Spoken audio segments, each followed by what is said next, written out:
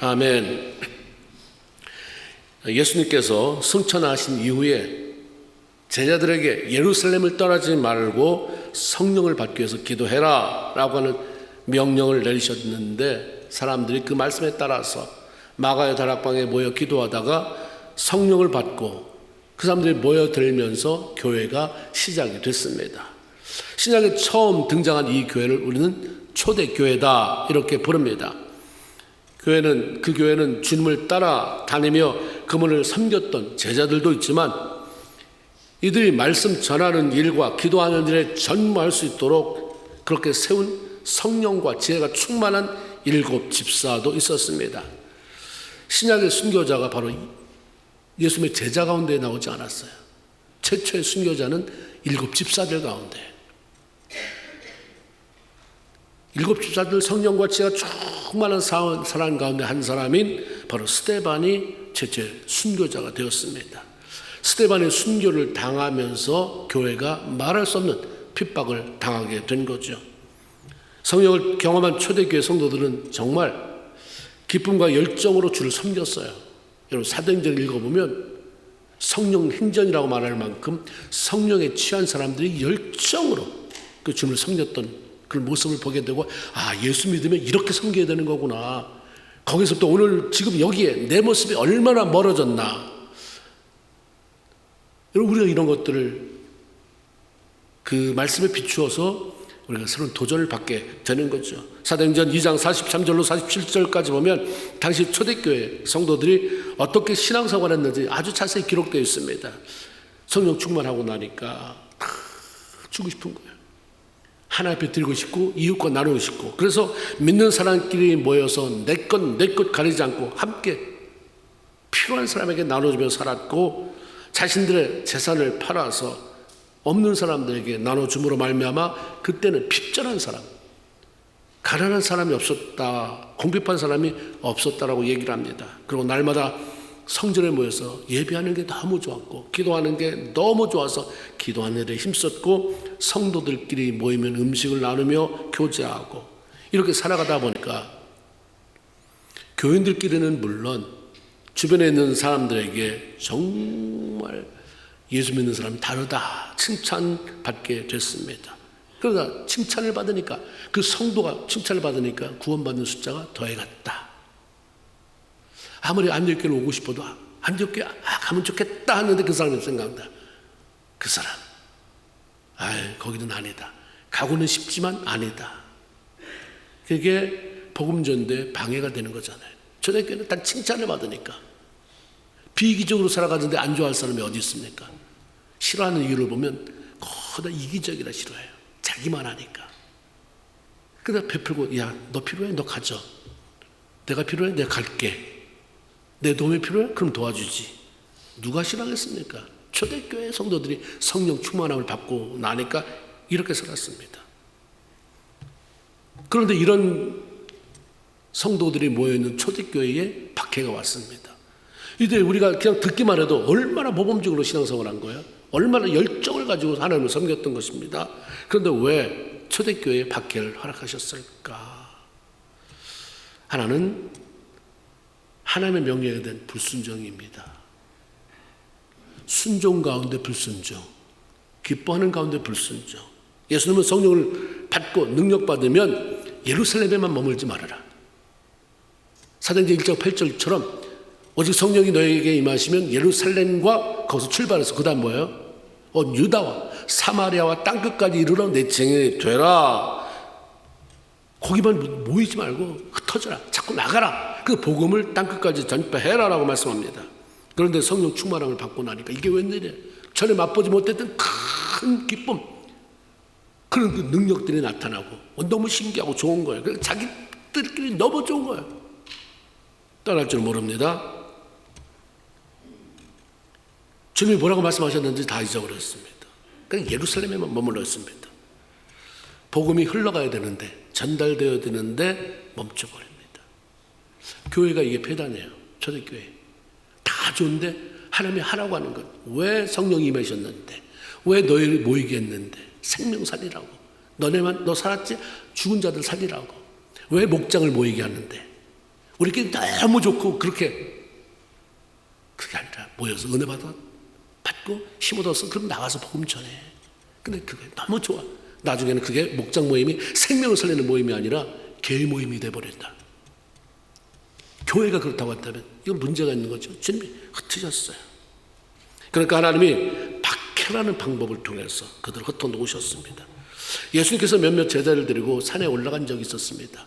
그때 옷이 어떻게도 그렇게 하얗게 빨 수 없을 정도로 하얘지고 빛났을 때, 우리는 거기 변화산의 경험이다 이렇게 얘기하잖아요. 그 자리에 모세와 엘리야가 나타나서 예수님과 대화하는 그런 모습을 거기 같은 제자들 중에 몇 사람이 보았습니다. 너무 황홀한 거예요. 아니 어떻게 이런 일이 벌어질 수 있을까? 그러니까 그 중에 베드로가 나서서 예수님께, 예수님, 우리가 여기 있는 게 좋겠습니다. 원하신다면 내가 모세를 위해서, 엘리야를 위해서, 예수님을 위해서도 초막 거처할 수 있는 곳을 지어놓을 테니까, 그리고 모실 테니까 우리 여기 있읍시다. 너무 황홀한 장면을 목격하니까 다른 거기에 와 있지 않은 나머지 9명의 제자들 상관이 없어요. 가서 해야 할 일, 복음 전하고 많은 사역을 해야 되는 건 아예 상관이 없어요. 여기 너무 좋으니까 여기 머물러 있겠습니다. 원하시면 내가 다 집도 마련할게요. 이것이 대부분 사람들의 마음입니다. 성도들은 주의 명령, 사명을 따라 살아가야 할 사람들인 거죠. 그런데 자기 삶에 만족해하고 도취해서 그 자리에 멈춰버리면 그 다음부터는 사명이 탈색돼 버려요. 사명을 잃어버려요. 내가 왜 여기 있지? 그러니까 의미가 없어지니까 나중에 방향을 잃어버리게 되는 거죠. 물이 고였으면 썩게 되는 것처럼 아무리 좋아도 사명을 잃어버린 채 자기들끼리 모였으면 썩습니다. 그러니까 교회가 박해를 통해서 흩어지듯이 하나님이 흩어져야 돼서 나가서 복음을 전해야 되는데 안전하면 지금 막 좋은 것 같은 나중에는 거기에 이간의 영이 붙게 되고 이상한 일로 다시는 보지 않게 되는 이런 일들도 수도 없이 발생하는 거예요. 그러니까 우리가 하나님께서 박해를 통해 예루살렘에 머물렀던 초대교회 성도를 흩으신 것처럼 우리가 자꾸 내가 들어갈 곳이 어딘가, 누구에게 복음을 전해야 하는가, 누구를 살려야 되는가를 생각해야 되죠. 1절에 보면 그 나라 예루살렘에 있는 교회에 큰 박해가 나서 사도교회는 다 유대와 사마리아 모든 땅으로 흩어지니라. 그렇게 말씀했는데 스스로 가지 않으니까 박해를 통해서 예수님이 처음에 했던 말씀, 유대, 사마리아, 이 사람들은 그냥 모르고 떠났는데 보니까 그래 예수님이 그때 유다로 가라고 그랬지, 사마리아 땅 끝까지 가라고 했지, 그 자리에 자기가 옮겨져 있는 것입니다. 하나님이 하시는 명령을 순종하지 않으니까 박해를 통해서 이렇게 흩어지게 되는, 물론 흩어지는 걸 통해서 나중에 하나님이 합력해서 선을 이루긴 했지만 안 겪어도 되는 고통이 그 사이에 삽입이 됐었다는 사실. 또 하나는 하나님의 선하신 뜻이 있었기 때문에 그들을 흩어놓으셨어요. 흩어진 사람 가운데 빌립이라는 사람은 사마리아로 가서 복음을 전했습니다. 여러분 잘 아는 것처럼 사마리아는 이스라엘이 둘로 나눠졌을 때 북쪽 이스라엘, 남쪽은 유다라고 불렀잖아요. 북쪽 이스라엘은 악한 왕들이 많았어요. 아수르에서 멸망당해서 그냥 흡수가 되어버렸습니다. 그 민족하고 섞여서 혼혈을 이루게 됐어요. 그래서 유대인들은 하나님의 신앙을 지키지 못한 사마리아인들을 사람 취급하지 않았어요. 예루살렘 갈 때도 사마리아를 지나가면 빨리 가는데 돌아가요. 저 부정탄 곳, 저 살아가지도 않은 것들, 그 땅 밟지도 말자, 부정해 돌아갑니다. 이럴 정도예요. 그런데 유대인들만 그런 게 아니라 사마리아 사람들도 유대인들을 탐탁해하지 않았습니다. 누가복음 9장 54절에 보면 예수님께서 사마리아를 거쳐서 예루살렘으로 가려고 했어요. 예수님 별로 그런 거 개의치 않으시니까. 그런데 사마리아의 한 마을에 예수님이 지나가는 걸 못하게 만드는 거예요. 그러니까 그 중에 야고보와 요한이 그런 얘기 하잖아요. 주님, 하늘에서 불을 내려다가 이 사람들을 당장 태워버리는 게 어떻겠습니까? 화가 나는 거예요. 저것들이 우리가 무시하는 건 괜찮은데 저것들 우리를 무시해 예수님 못 지나게 하는 불 내려서 다 태워 죽입시다. 제자가 이 정도니 누가 사마리아에 가고 싶어 하겠습니까? 그런데 박해가 일어나니까 빌립이라고 하는 사람이 사마리아로 들어가게 됐습니다.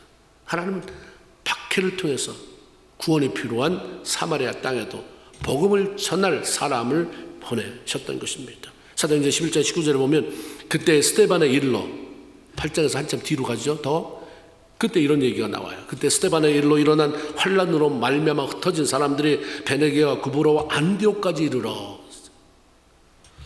하나님은 유대인의 발길이 닿지 않는 이방 땅 이 안디옥까지 사람을 보내서 흩어진 사람이 거기까지 간 거예요.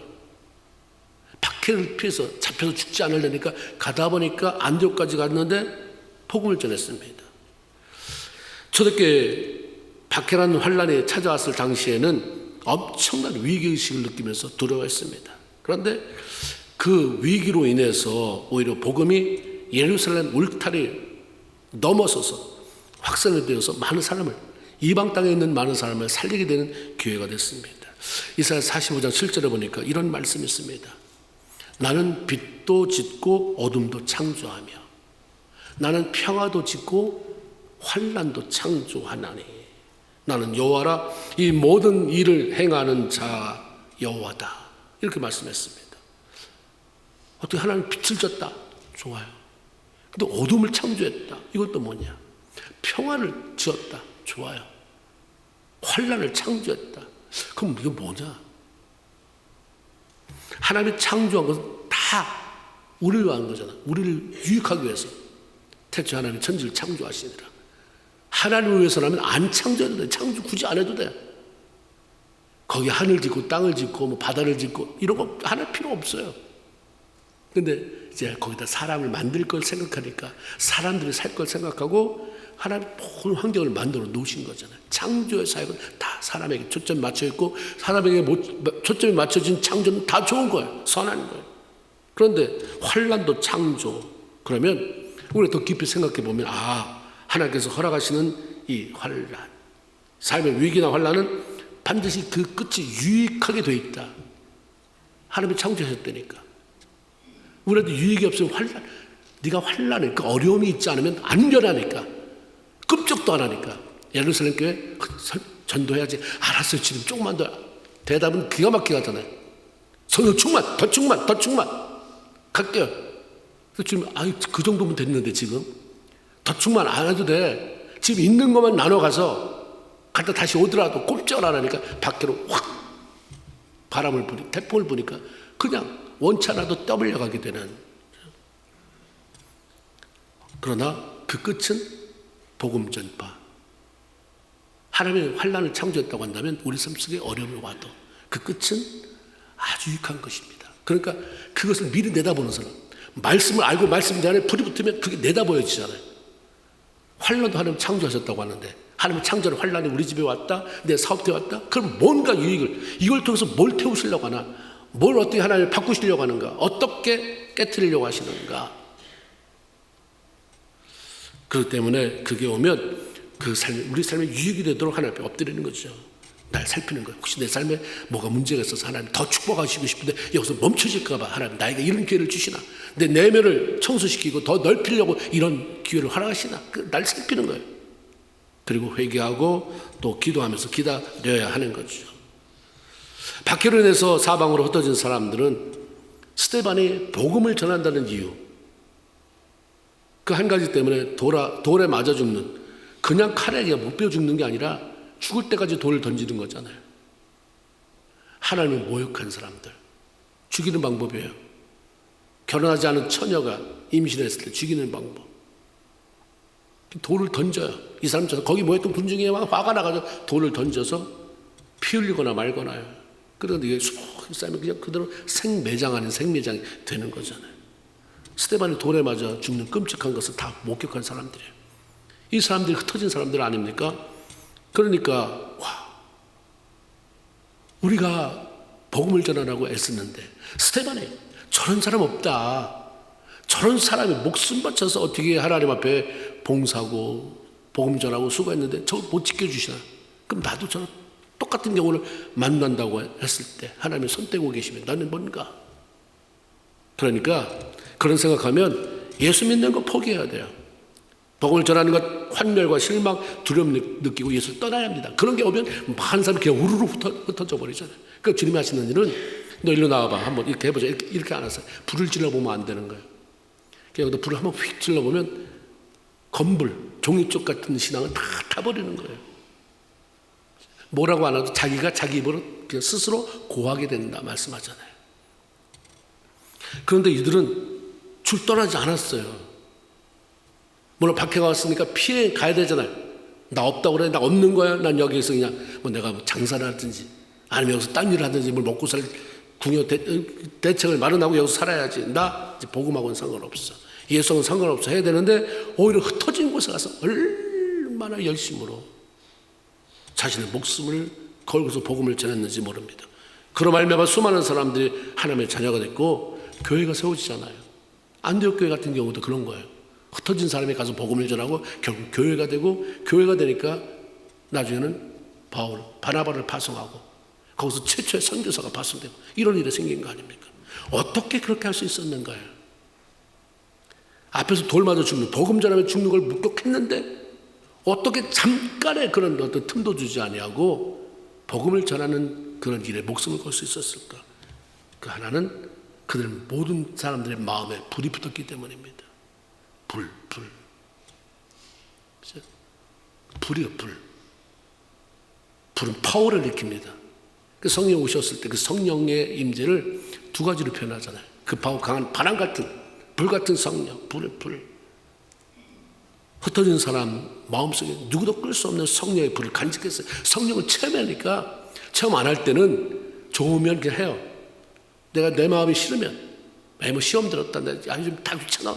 나 컨디션이 안 좋아. 다 할 수 있지만 불이 붙은 사람은 다른 거는 하나도 관계가 없는 거예요. 그 불의 힘에 의해서 끌려가는 거죠. 그들은 예수께서 나를 위해서 핍박당했으니 나도 핍박당하는 게 마땅하지. 이렇게 생각하는 사람들입니다. 그래서 사도행전 5장 41절에 보면 사도들은 복음 전하는 일로 핍박을 당하고 매를 맞잖아요. 막 때려. 그렇게 하나님의 이름으로 예수의 이름으로 기적이 일어나고 이러고서 정말 하나님의 살아계심 보이는데도 어떤 종교적인 시기 질투, 암투, 자리다툼 이런 것들 때문에 그냥 때려요. 감옥에 가두다가 안 되겠으면 풀어주면서 막 협박도 하고 그렇거든요. 나올 때 씩씩대면서 내가 가만히 나와라 이러잖아요. 그도 고백이 사도행전 5장 41절에 예수 이름에 능력받는 일에 나를 합당한 자로 여겨주시니 감사합니다 하며 기뻐했다. 이 정도는 돼야 신앙인 아니겠어요? 맞고도 하나님 내가 예수 이름 때문에 내가 잘못해서 맞으면 그거 당연한 거다 이 말이에요. 네가 뭐 훔쳐서 죄져서 그랬으면 맞아야지, 갇혀야지, 숨어 당해야지. 그러나 예수 이름 때문에 수치를 당했다. 기뻐하고 즐거워하라. 너네 전에 있던 선지자들도 이랬다. 지금 말씀하잖아요. 살아계실 때 그렇게 말씀해 줬거든요. 성령이 임하니까 그들이 그렇게 살아가고 있는 거예요. 주님 나를 위해서 죽어줬는데 죽어야지. 고난 당했는데 고난 받아야지. 그 고난 받으면 어떻게 내가 예수님 위해서 이런 고난을 당할 수 있는 사람으로 뽑히다니. 그들은 예수께서 나를 위해서 죽어주셨으니 나도 복음을 위해서 죽는 게 당연하다 하는 마음을 가진 사람입니다.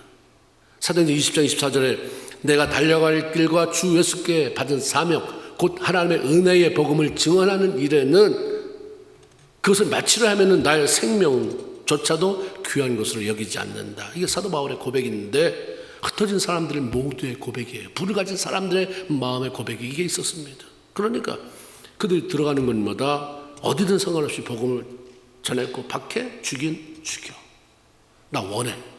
나 복음 전하다가 예수의 이름으로 죽기를 원하고 되더니 어떻게 죽으려고 작정하는 사람을 어떻게 하겠습니까? 그러니까 히브리서에 뭐라고 표현하냐면 세상이 감당할 수 없는 사람.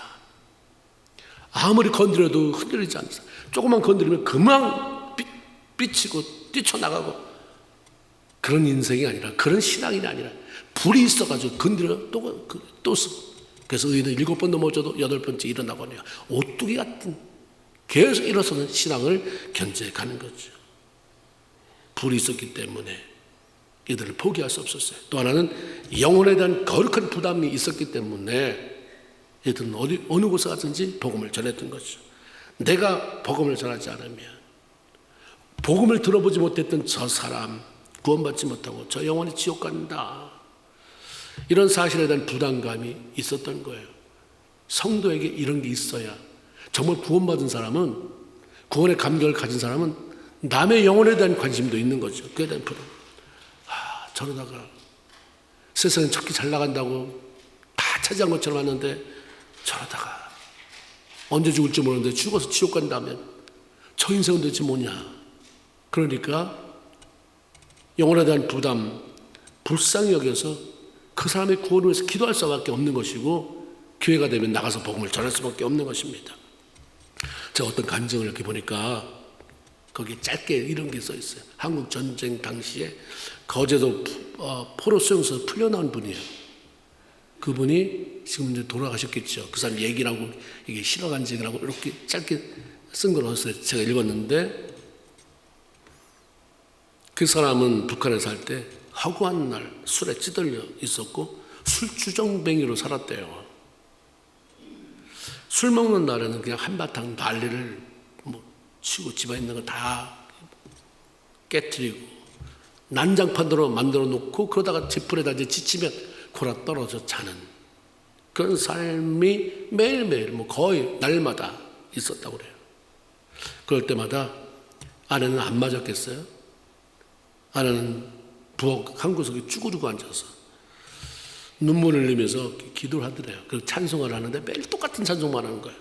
내 주를 가까이 하게 하면 십자가진 같은 고생이나 내 일생 소원은 늘 찬송하면서 주께 더 나가기 원합니다.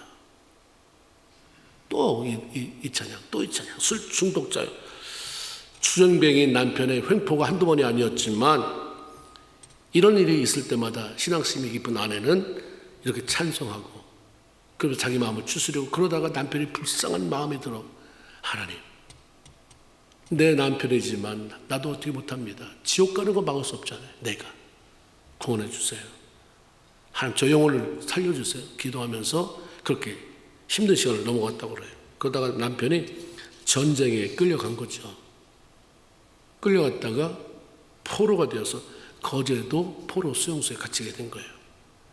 그러다가 우리 반공 포로를 석방해주는, 근데 그런 공식적으로 있기 전에 어느 날 포로 수용소에서 반공 포로를 풀어준다는 얘기가 들린 거예요. 근데 그 총책임자가 미국 사람, 그 심판관이, 이 미국 사람이 통역관 데리고 일하는데 그런 얘기를 흘려보낸 거야. 공식은 아니지만 여기서 내가 몇 살을 풀어준다. 기준은 북한에서 신앙생활을 하던 자로, 아마 이 사람이 신앙생활을 했던 사람인가 봐요. 자기 권한으로 다 풀어줄 수 없으니까 몇 명이라도 좀 암맘리에 빼내고 싶었는데 조건이 북한에서 신앙생활 하던 자로, 그것을 증명하기 위해서는 찬송가 1절이라도 끝까지 다 불러야 된다. 그게 조건이었대요.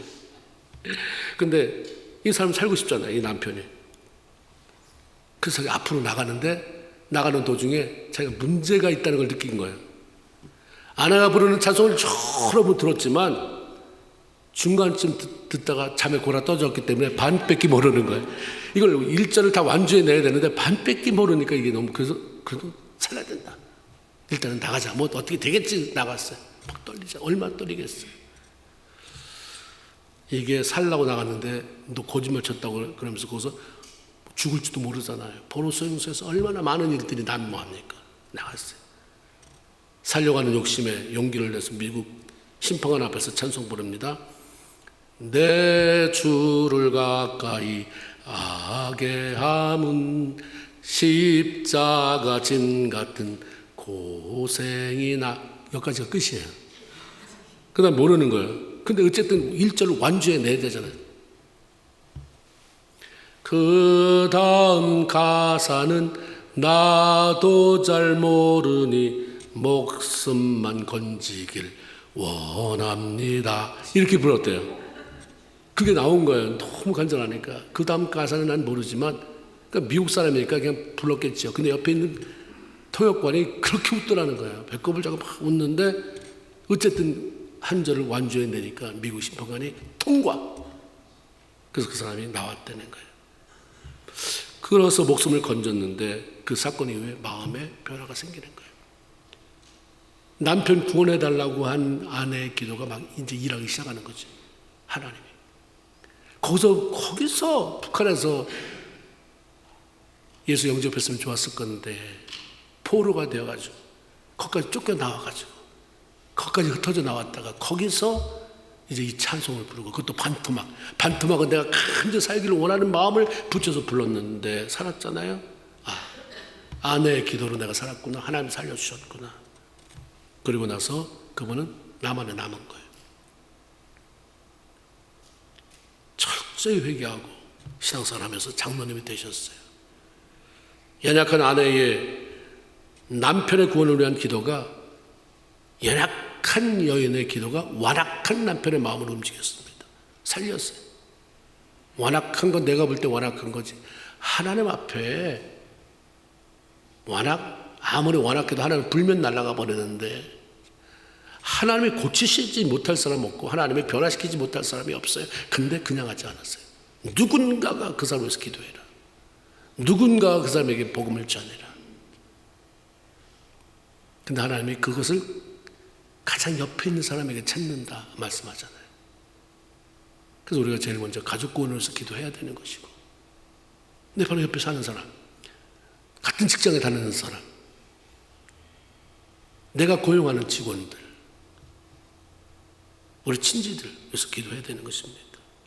빌립보 사마리아에서 복음을 전한 결과 8절에 그 성에 큰 기쁨이 있었더라 라고 말씀합니다. 왜 예수 그리스도의 복음을 전했는데 한두 사람도 아니고 그 성 전체에 기쁨이 넘쳤을까? 복음의 특징이 그렇기 때문이에요. 복음은 사람을 구원의 길로 이끌고 구원은 곧 기쁨과 연결이 됩니다. 로마서 6장 23절 죄의 삭은 사망이요 하나님의 선물은 그리스도 예수 우리 주 안에 있는 영생이니라. 사람들은 복음을 듣기 전에는 내가 죄인인지 몰라요. 예수 어설프게 믿잖아요. 죄인이라고 회개하고 고백하는 사람이 거의 없어요. 정말 복음이 들어서 구원받으면 내가 죄인이구나를 알게 되는 거예요. 구원의 빛이 날 비치면 내가 죄인이구나. 그 회개하는데 회개 없이 신앙생활하는 사람은 정말 기가 막힌 사람이에요. 회개를 안 나올 수가 없는 거죠. 복음의 빛이 날 비치니까. 죄는 인간에게 영원한 사망, 지옥의 형벌을 가져다 줬습니다. 그래서 알든 모르든 늘 죽음에 대한 그런 압박감들이 사람에게 있습니다. 그렇게 알지 못한 절망감에 사람들을 덮을 때가 있습니다. 그러나 우리 죄를 위해서 십자가에 달려 죽으시고 부활하셨다는 복음을, 그 복음은 그것을 믿는 자들에게 죄의 문제를 해결해 주고 그러니까 죽음의 문제까지도 해결받게 되는 것입니다. 그리고 하나님의 자녀로 만들어서 영원한 천국의 삶을 보장해 줍니다. 그러므로 정말 복음을 듣는 사람에게는 내가 자유하게 됐구나. 죽어도 내가 구천을 떠도는 자가 아니라 내가 천국이라고 하는 돌아갈 집이 있구나. 아버지의 집이 있구나. 이 땅에서 삶 다 끝나면 난 이제 돌아가는 자구나. 나는 사망, 영원히 망하는, 죽어서 망하는 자가 아니라 사망하는 자가 아니라 다시 귀환하는, 주께로 돌아가는 자가 되는 거구나. 그거 마음에 기쁨이 올라오는 거죠. 샘솟듯한 기쁨이 솟아나는 것입니다. 사마리아 성 안에 수많은 사람들이 복음을 받아들였습니다. 구원을 받았어요. 그러니까 많은 사람이 구원받았으니까 성 전체 기쁨이 넘쳐나는 거죠.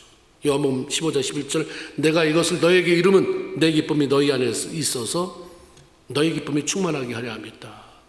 내가 이거 말씀 너에게 주는 것은 내 기쁨이 거기 안에 있다. 그래서 말씀을 읽으면, 말씀을 받으면 살아나게 되고 주님이 넣어놓으신 기쁨이 내 안에 전가가 되게 되는 것입니다. 또한 복음은 사람을 자유케 하잖아요. 자유롭게 만들어요. 빌립이 사마리아 성에서 복음을 전했을 때 그들이 말씀을 듣고 믿은 사람들이 구원을 얻었을 뿐만 아니라 내적 외적인 치유를 경험하죠. 회복을 경험해요.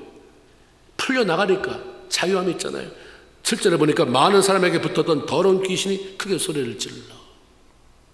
드러나지 않으니까 그렇지 안에 잠재된 사람들 죽이려고 웅크리고 있는 더러운 귀신이 탈로 나면서 큰 소리를 지르고 떠나니까 많은 중풍병자가 치유받았다, 못 걷던 사람이 나았다라고 얘기합니다. 귀신에 쫓겨남으로 중풍병자가 회복되고 걷지 못했던 사람이 온전하게 되고 자유롭게 되는 맛을 보니까 와 소리가 질르잖아요. 많은 사람에게 기쁨이 찾아오지 않을 수 없었어요. 누가복음 4장 18절에 보면 하나님께서 나를 이 땅에 왜 보내셨는지 아느냐? 예수님이 하신 말씀이에요. 그게 뭐냐면 포로된 자에게 자유를, 눈먼 자에게 자시보게 함을 전파하며 눌린 자를 자유케 하려고 내가 이 땅에 왔다. 하나님 보내셨다. 성령 충만하게 해서 나를 그렇게 사용하신다. 포로. 이 땅에 사람들이 다 포로입니까? 여러분 포로예요? 내 영이 붙잡혔다는 거예요. 악한 사단에게.